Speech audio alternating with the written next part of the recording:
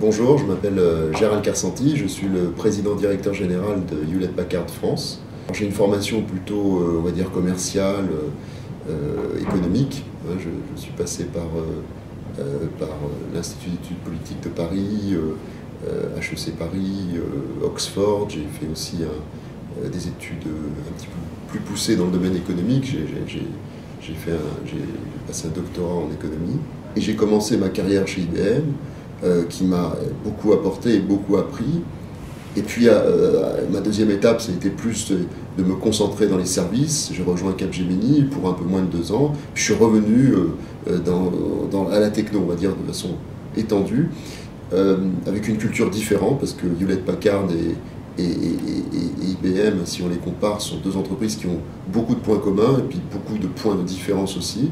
Les deux étant des entreprises fabuleuses. HP, sur le plan des hommes, on va dire, et des femmes qui travaillent au sein d'HP, c'est 325 000 personnes environ. Mais c'est aussi un écosystème vaste, hein, puisqu'il y a plus de 170 000 partenaires commerciaux et 140 000 partenaires de services. Donc ça fait une communauté, on va dire, si on veut résumer, de 300 000 partenaires autour d'HP. Faites le calcul, si on prend un poids moyen de nombre d'employés, c'est des millions de personnes qui travaillent autour d'HP, finalement.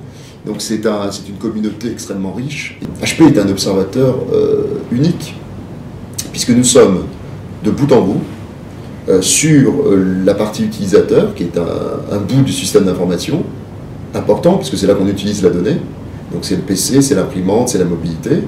Et puis dans le data center, où on produit la donnée. Donc là, il y a les serveurs, le stockage, qui permet finalement d'aller rechercher l'information utile à l'entreprise pour fonctionner. Hein. Maître, c'est toujours la phrase maître, hein, c'est l'informatique, c'est ni plus ni moins que de la meilleure information au bon moment, à la bonne personne pour prendre la bonne décision. C'est ça le métier de l'informatique. Et donc on sort la donnée, puis on va après l'envoyer via les réseaux à l'utilisateur, où on va la stocker, la scanner, l'archiver, la mettre de côté, la gérer, l'utiliser aussi pour lui donner de l'intelligence, conduire des analyses marketing à partir de cette donnée. On a un ensemble de technologies qui nous permettent finalement de gérer, mais d'utiliser intelligemment l'information. Alors c'est pour ça qu'on a acheté Autonomy, parce qu'Autonomy, c'est un moteur de recherche interne à l'entreprise qui permet d'aller chercher l'information, structurée ou non structurée. Les non structurées sont de plus en plus importantes, quel que soit le format, ça peut être de la vidéo, de l'image, du texte, peu importe, d'extraire cette donnée, on l'archive, on la scanne, on la sauvegarde, on la sécurise. Donc tout ça, Autonomy permet de le faire. Puis après, surtout, on l'utilise de façon intelligente. Et puis on a d'autres outils. On a Vertica, on a racheté cette entreprise qui nous permet de faire de l'analyse de données en flux tendu, en temps réel, sur des volumes très importants.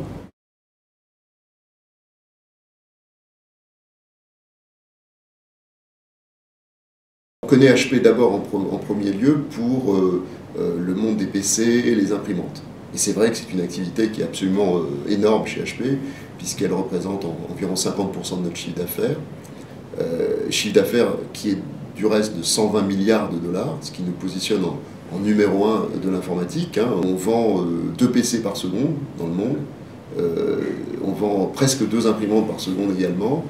Donc c'est dire le leadership. On a un leadership particulier d'ailleurs en France sur le PC, puisqu'on détient 25% de part de marché, ce qui est quand même un record.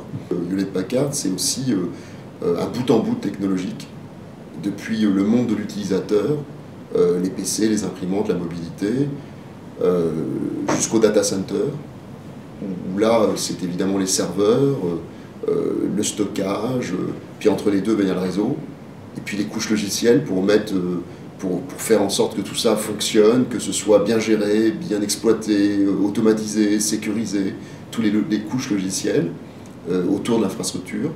Et puis les services, parce qu'il faut bien mettre en place tout ça. Donc on a vraiment cette logique de le bout en bout de l'infrastructure matérielle, le logiciel qui ajoute les couches nécessaires pour faire fonctionner un système d'information de façon efficiente et performante, puis les services qui permettent de mettre en œuvre l'ensemble de ces infrastructures par rapport aux objectifs que visent les clients. On a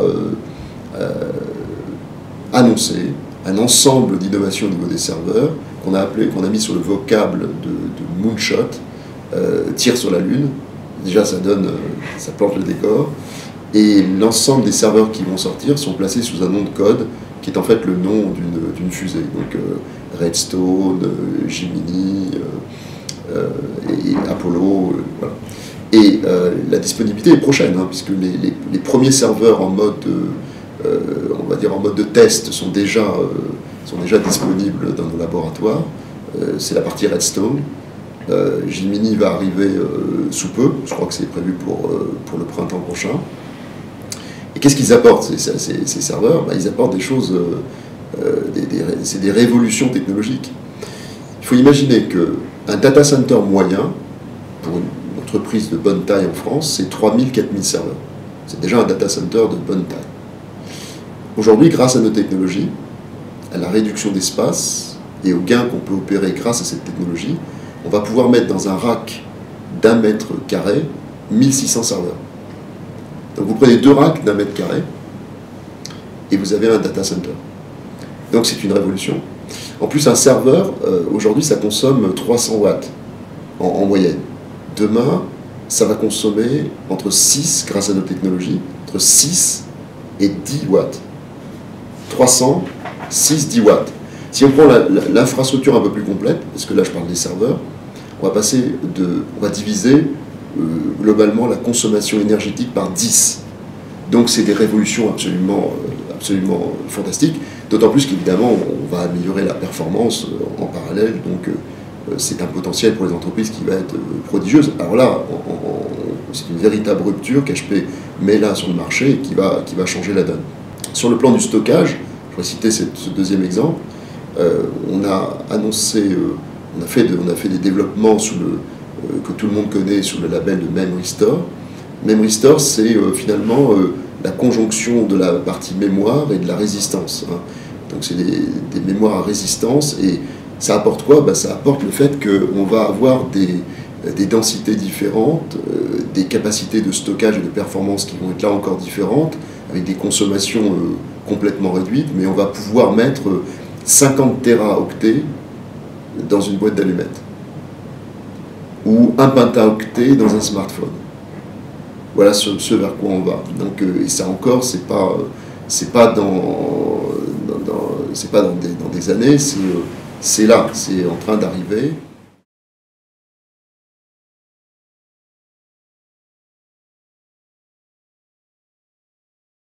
Parler d'innovation, on va dire sociétale ou managériale, comme on le fait chez HP, c'est lié d'abord à l'entreprise, puis ensuite c'est lié forcément aux leaders, parce que, et leaders, je parle des leaders chez HP au niveau mondial, et puis au niveau local, c'est-à-dire moi, et puis le comité de direction. Alors, HP, c'est une entreprise qui a une culture très profonde. Hein, c'est le fameux HP Way qui a fait rêver, qui continue à faire rêver des générations d'étudiants. Pourquoi? Parce que HP Way, ça renferme beaucoup de choses derrière. C'est l'innovation, le démarrage de l'entreprise par les 2 fondateurs. Puis derrière, c'est des valeurs. C'est des valeurs qui existent, des principes de fonctionnement, des modes opératoires qui font que HP, c'est plutôt tourné autour du métier de l'ingénieur, autour de la culture de l'innovation, de respect de l'individu. Sans vous faire une pré-annonce, Meg Whitman, qui est notre nouvelle présidente mondiale, a souhaité revenir sur les fondements et les basics, je dirais, de Hewlett Packard, en revenant sur cette notion d'HP Way. Donc bientôt, nous allons communiquer à nouveau sur ce HP Way qui va s'appeler HP Way Now, et qui me semble bien, parce que je pense qu'il n'y a pas d'élément plus important que la culture. C'est ma conviction profonde. On peut tout copier.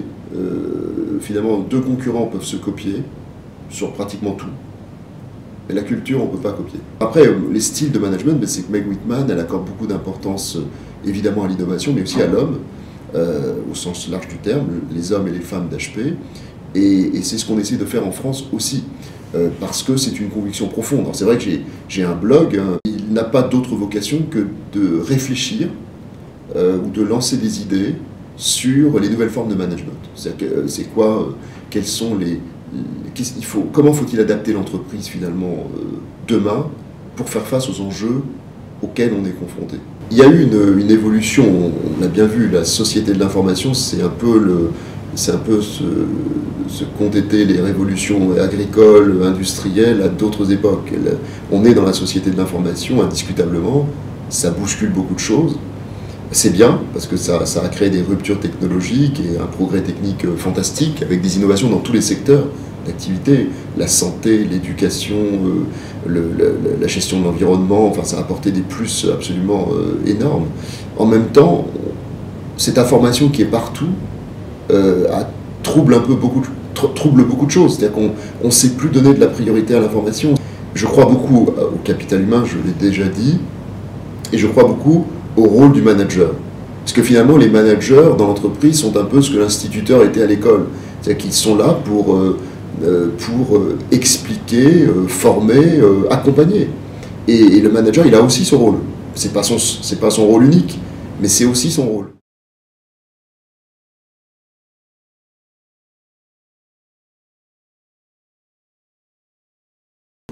On voit bien que les usages sont en train de changer. Et qu'on ne va plus consommer l'informatique comme on le faisait avant.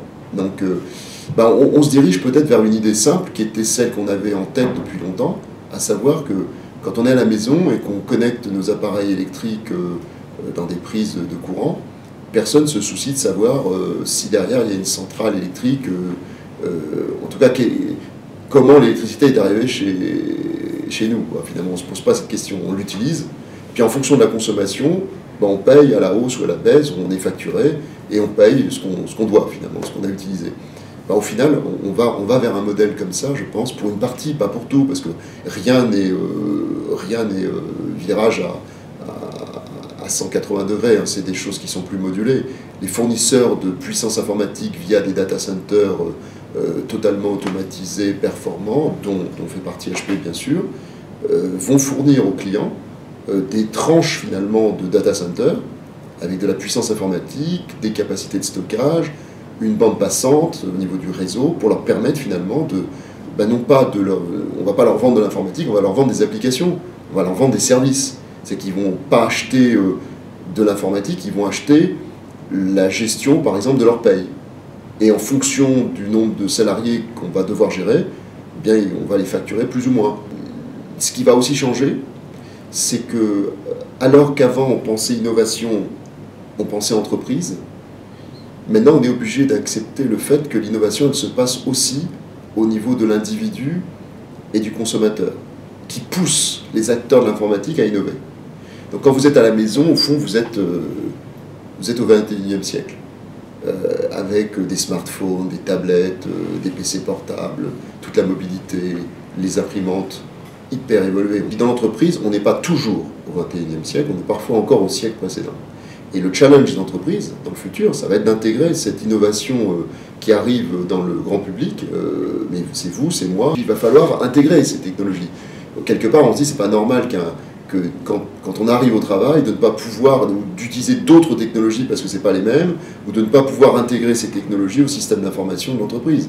Donc ça va être des challenges assez importants pour l'entreprise de demain. Alors on parlait d'innovation technologique, eh bien, sur le plan des PC, on a beaucoup innové. D'abord, on a ressorti une tablette professionnelle sous Windows 8 qui a l'avantage du design d'une tablette grand public et qui a par contre les avantages aussi de la solidité, de la robustesse et de l'efficacité du professionnel. Donc elle marche très très bien. Et puis on a annoncé un petit bijou que je vous ai apporté là, qui est l'Envy X2, qui est un convertible en réalité. C'est en fait 100% du PC portable, des avantages du PC portable, donc avec toute la connectivité.